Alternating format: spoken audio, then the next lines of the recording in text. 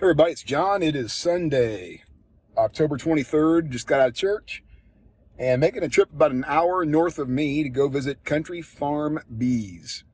Country Farm Bees, owned by Josh Fox. I met Josh Fox last year at the Hive Live conference. And last week we had a scare here in Indiana. It was cold. I mean, cold. And the weather was looking poor. And it's time to learn about winterizing your bee colonies. So how does Josh winterize his colonies? We're going to drive up there to Claypool, Indiana, and we're going to find out. Stay tuned. All right, we're pulling in this driveway right now. Country Farm Bees.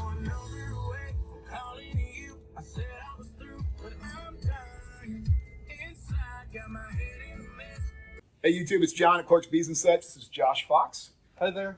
Owner of Country Farm Bees. County Farm Bees. County Farm Bees. And where'd you get the name County Farm? The road out here is County Farm Road. Just looking for a name and just came up with County Farm Bees. County Farm Bees makes perfect sense. Yeah. So I met Josh last year. We probably connected on Facebook before, but we actually hooked up at Hive Live last year. Right. Yep. And are you planning on going back again this I year? am. And Josh was telling me he bought a huge load of stuff at Hive Life. So there's good deals out there if you're a beekeeper looking for gear. He bought tons. You don't have to divest what you bought, but he got a lot of stuff. I saw when he came up here earlier this year. Right. You took home a truckload, right? Yeah. A literal. A van load, a one-ton van load. A one-ton van load. So you brought back a lot. So yeah. Josh is about an hour north of me in Indiana. So I call myself a flatlander. I'm surrounded by corn and beans, and it's completely flat and windy. Josh is a little bit nicer here, a little more. Yeah, it's still pretty flat. It's still fairly flat, but at least you have windbreaks and things like that. We try. It's gorgeous up here. But last week I had concerns. I talked to Josh previously in the year. He winterizes his colonies. Last year I did not. I didn't. Besides giving them sugar and putting on some mouse guards and taking care of mites, right. I didn't do any extra winterization. You did. I did. And what was your survival rate? We had 100% survival rate. What we actually lost our bees to was starvation. Got that late cold snap. Yep. So bees lost cluster. Right. And it got down. It was 70 degrees one day, and it was 30 degrees the following day. And so they couldn't cluster back up, and I lost bees to being super cold and that low on resources. And I had the same problem last year. Right. They broke cluster and couldn't get back together. And I was hoping that maybe the extra winterization may help them get that past that point, so I don't have such a heavy loss. Yeah, we'll see. Yeah, I say everybody does something different, and I've learned that over the few years that I've been beekeeping. You got to do what you think works for you. So I kind of go back to the last 3 years of really successful beekeeping here. We are running about a 95% survival rate for the winter. That's excellent. So, people always ask, why do you do what you do? And I'm like, I do it because it's working. Yep. Until I find a different idea or somebody can prove to me something different, I'm going to do what's working. Excellent. Why not? Yep. Insurance. Sure. Sugar is insurance. The quilt boxes insurance. It's kind of my game. Yep. So last week in Indiana, the weather dropped down below. It was below freezing in certain areas. Yeah. Did you have any snow here last week? We did. We did a little bit.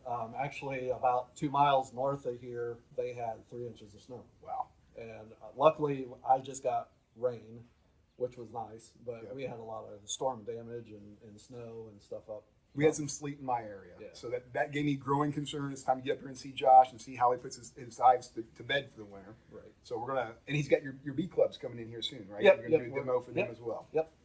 So the folks in Josh's local bee club, they're going to get this live demonstration. Yep. Everybody else, you have the luxury of watching it on the YouTube channel. There you go. Here we go. Let's go to the setup, and Josh, just walk us through step by step. All right. So what I do is I have hardware cloth. I use that as a mouse guard, about 2 inches, bend it at a 90-degree angle, and just put it in across the entrance of your hive.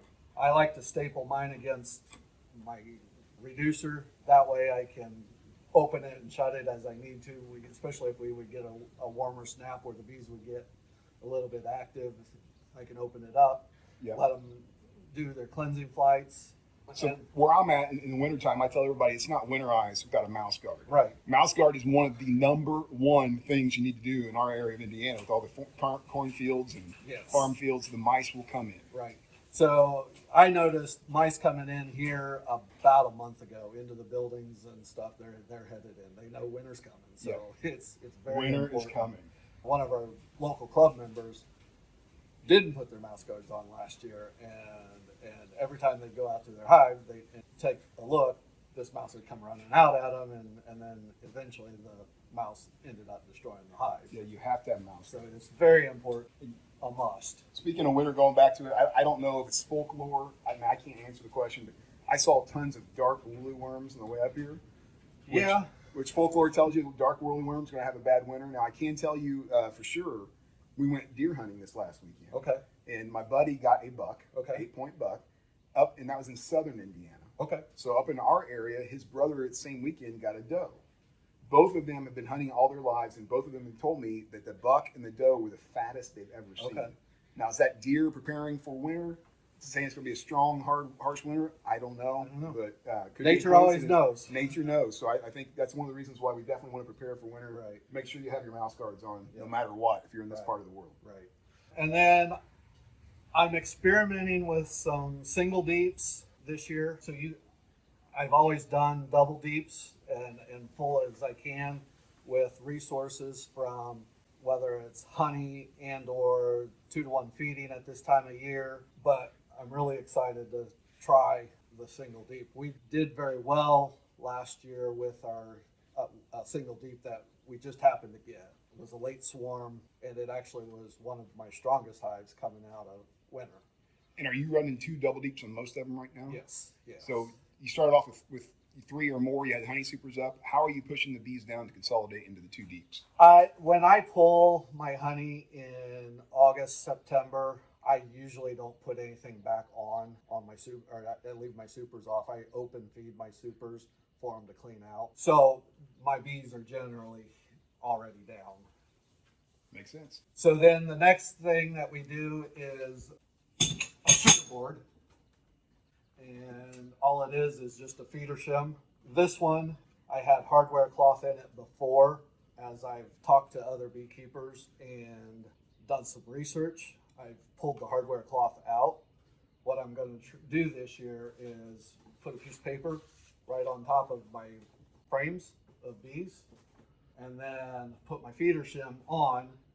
Feeder shim should have entrances up above, so that way, if you get a snow buildup, they have a way to exit and come back in.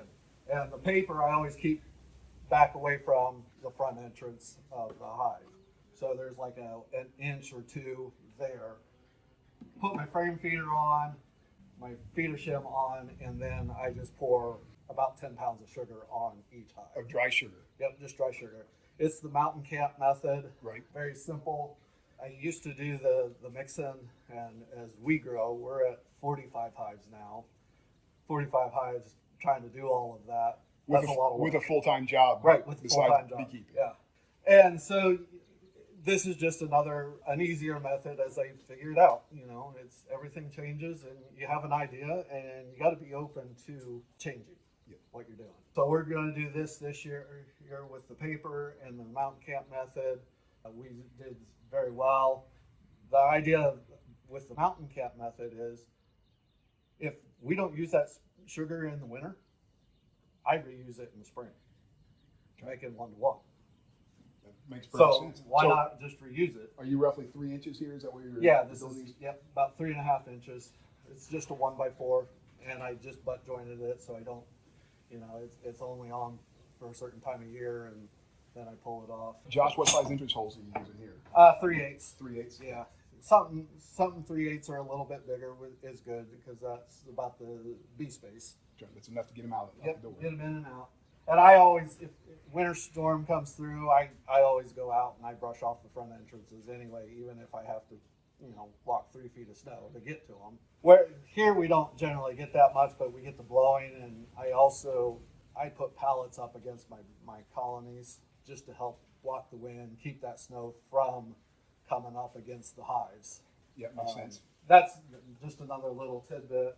Secondly, it's called a quilt box. It basically just another, like your attic, put insulation of some sort in the top of it. I use pine shavings. You can use burlap, anything that's going to absorb moisture. And the sugar will help absorb that moisture as well. The sugar also absorbs the moisture. And you just have like window screen on the bottom of that? Yeah, just a window screen. Here again, people are like, well, they'll just chew through it. I'm like, it's okay. It works. Usually that colder weather, they're not up there messing with it. I try to pay attention to the weather and get these off early in the spring as soon as possible so we don't have issues. Okay. I see you have vent holes there as well. Yep. And it's just more ventilation. So bees can handle the cold. Bees can't handle being wet and cold. Right. Just a little tidbit on that. I went down to St. Louis 2 weeks ago and helped a beekeeper down there, a new beekeeper, a family member that just kind of got put into that situation very quickly, and talked them through some stuff. Well, they went to feed they had some top feeders, and they fed earlier this week, and they thought, oh, we're doing good, bees are taking sugar water in nicely. Well, he came out the next day, and there was a pile of bees out in the front entrance. The feeder had leaked, and it was colder. It was like some 30-degree nights. That's disastrous when the feeder's leaking. Yeah. That's disastrous. And so the bees had already, they had already gone in and pulled the dead bees out on the front and just piled them up. But they called me going, what did they do? And, of course, being 7 hours away, I can't make a trip down there, so I'm asking questions and looking at photos and so what did you do? What did walk me through your steps? And we were able to figure out that feeder leaked, and so they're here. The bees got wet. Unfortunately, it was just a few. So luckily, their colony is still pretty strong. So good. So do you have ventilation holes then on all four sides? I do. Of the quilt box? Yeah. So the idea is the shavings or whatever you put in there is to draw moisture up out of the main colony of bees. And then I check this periodically through the winter. If it's super wet, I'll pull it out and put in some new just to keep things dry. Okay. And then I put on my inner covers. I like, and here again, just preference, if you have an entrance on your inner cover, I like putting it towards the back. What the thought pattern there is air coming in the front entrance, goes up through the hive and out the back. So you're creating a draft kind of a thing. Gotcha. Keep them dry that way. Yeah, trying to help keep them dry. That's a good tip. I've not heard that before. It's very good. I noticed you had two entrances on this. I do. I typically run a south and an east facing entrance. Okay. Here again, just an idea that I have, you got one, why not have a second one? It seems to be working. Now, general rule of thumb, what I've been told, Josh, previously, for those that do use inner covers with entrances, not everybody does. So to be clear, not everybody does, but for those that do have entrances like this, you want to smile in the summer and you want to frown in the winter. So it goes down. So down in the wintertime, in the summertime, we have it facing up. That's actually a good way to remember it. That's what I was told from when I first started beekeeping. That's what I've always done. Now, I can't explain the science behind that. I just follow what I've been taught. Right. So it's worked for me. So I will continue to recommend that. So Josh has the frown down and pointing to the back to create that draft, which is a great idea. So up here and out the back. And then, some guys put foam on top. I have some. I'm going to experiment with that a little bit this year on a couple just to see how it does. Like the 1.5 inches? Yeah, Would that go on top of the inner cover? Yeah. Under the lid? Yeah, under the lid. Here again, not ever done anything with it, but why not experiment with it and try it? And then a cover on. So then I also wrap my hives with simple tar paper. Now, with that cover, are you pushing it all the way against the front so that back entrance? Yep. Okay. So that way you got some airflow moving. And I think that's kind of the key is somewhat of some sort of airflow. Now I do run mostly solid bottom boards, so I don't have to worry about putting a piece of plywood or something in there to stop the airflow. Yep. And the reason I do solid, I kind of think like a bee tree.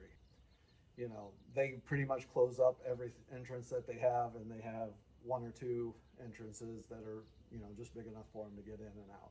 I've been told solid bottom boards are good for queen laying, so I'm kind of experimenting, trying to figure that out. I'm running a couple of screen bottom boards just to verify, does she lay better, because she doesn't like light, and that's allowing more light up. So I don't have that answer yet, but here again, just another tidbit. That's a good topic. So I've got a couple that are screen bottom. I've had better luck with solid bottom boards. Right. So that's what I use pretty much year round anymore. And that's where I, you know, try to think, okay, the bee tree thought pattern. What is that like? As far as wrapping, I do it just because I think it's nice, because we get that cold winter days, but we'll get sun, so that black helps heat the hive. That's correct. So, you know, and I just use tar paper, cut it at 18 inches. It makes it easier to work with than so that's like rolled roofing tar Yep, paper you put yep. underneath the roof. Yep. And I just start at the bottom, and I'll staple it on, you know, kind of tight, just like so, and wrap it around, and then I'll come up and I'll wrap another one around, and then when I'm all said and done, I'll find where these holes are and cut them out, so that way we're keeping. So all holes are exposed. Right. Okay. Right. Perfect. Yep. And then just staple that on with some staples. You can use some 1 by something, furring strips or something to help do it. It's whatever works best. I'm a very firm believer in look around your shop, see what you got, use it. No need to go buy something. That's the way to go. I mean, some people use those hive koozies and Yeah. whatever you call them, and they're pretty expensive. They are, and I'm not a big fan of them. I think that they hold moisture way too much. Just I've dealt with some people that have had them, and you go to out working on it, and you get ice and snow back in here, where this fits pretty tight. It is still breathable too. The sun hits it, so it kind of dries it out a little bit. And another benefit of the rolled roofing, depending on your variation, if you're going single deep or 2 mediums or 3 mediums or double deep, you know, you can just cut this down to size it fits. That's exactly. That's a cheap way of doing it. And what time in the spring will you generally remove the roofing felt? I typically am looking around March, depending on the weather. You know, if we get a couple weeks where it looks like it's going to be pretty warm, then I'll start removing it. Definitely by the 1st of April, I'm trying to get it off, because otherwise you'll start cooking bees. Right, and you don't want that to happen. No. So going back to the entrance reducer, you reduce them all prior to winter? Yes. That's one of the things you will definitely do. Yep. Everything's reduced down with mouse guard. Yep. Okay. And then what are you doing, or what are your thoughts currently on mite control? How do you prepare them for the winter? So my mite control is all year long. I like having an IPM in place. So I'm doing something in the spring. I'm doing right before supers go on. Just as soon as my supers come off, I'm going to do something, and then usually shoot them with some oxalic acid late in the fall, right before I close them up. So right before you close them up, you'll do the oxalic acid vaporize, right? Right. Right. Now, I'm a firm believer in, just like any antibiotics that you might be giving to your livestock, change that up. You know, Apiguard, Apivar, whatever you're using, don't use the same thing constantly, because I think that we could possibly build up a resistance to the mite, and the mite, we're having trouble enough with it, trying to figure it out. So do you have a favorite in the spring versus summer versus fall? I mean, you said oxalic acid before you. Yeah, oxalic acid is, I mean, that's a pretty easy go-to. This year I did Apiguard. I was really happy with how that turned out. And then next year, in the spring, I'm gonna do formic acid, and that'll be my next. You know, and then I'll do probably formic acid next year, and then oxalic acid, in between and late winter. or late fall. Makes sense. Yep. Any other tips for winterization? You mentioned the pallets, setting up pallets in front of the hives just for as a wind Yeah, fence, just any snow sort fence of type thing. yes, any type of snow fence or bales of straw, anything that you have, just to block that wind and keep the snow from piling up. And then after that, if you've done everything you can do, and you just hope and pray that by the end of winter you come out with just as many hives as you went into. Now, one thing I will add in here, where I'm at in the flatlands, of course, I mean, we get that wind, fast wind, furious wind. I have numerous hives, depending on if they're down low or up on a stand.